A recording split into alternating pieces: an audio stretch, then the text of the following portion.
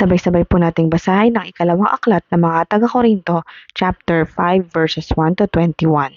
Alam natin kapag nasira na ang toldang tinatahanan natin ngayon na tumutukoy sa ating katawang lupa, tayo ay may tahanan sa langit na hindi kailanman masisira, isang tahanang ginawa ng Diyos at hindi ng tao. Dumaraing tayo habang tayo nasa katawang ito at labis na nananabik sa ating tahanang makalangit, upang kung mabihisan na tayo nito ay hindi tayo matagpuang hubad.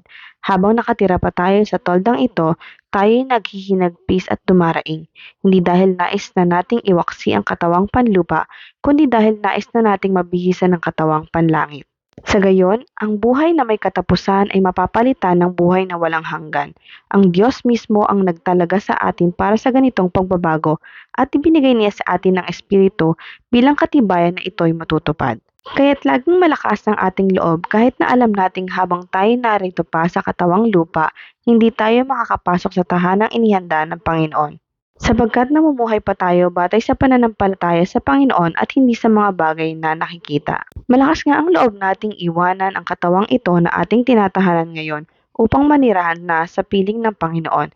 Kaya naman, ang pinakananais natin ay maging kalugod-lugod sa Kanya, maging nasa katawang lupa tayo o maging nasa piling na niya, sapagkat lahat tayo ay haharap sa hukuman ni Kristo at tatanggap ng nararapat ayon sa ating mga gawang mabuti o masama nang tayo nabubuhay pa sa daigdig na ito.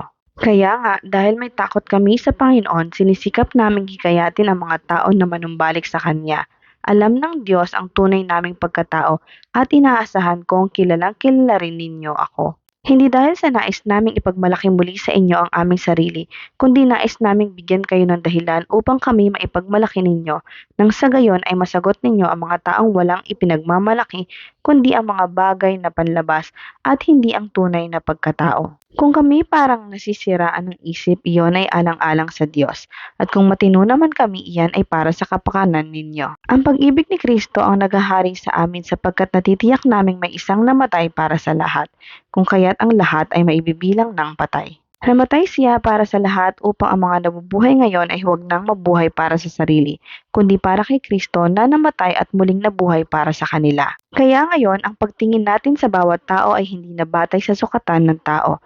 Noong unay ganoon ang ating pagkakilala kay Kristo, ngunit ngayon hindi na. Kaya't kung nakipag-isa na kay Kristo ang isang tao, isa na siyang bagong nilalang.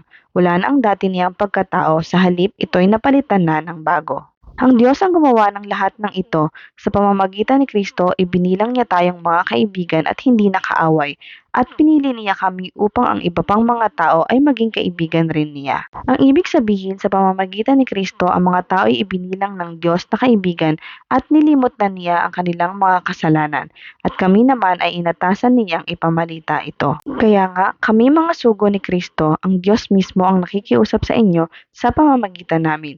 Kami nakikiusap sa inyo alang-alang kay Kristo. Hayaan ninyong maging kaibigan kayo ng Diyos. Hindi nagkasala si Kristo, ngunit dahil sa atin siya itinuring na makasalanan upang sa pamamagitan niya ay maging matuwid tayo sa harap ng Diyos.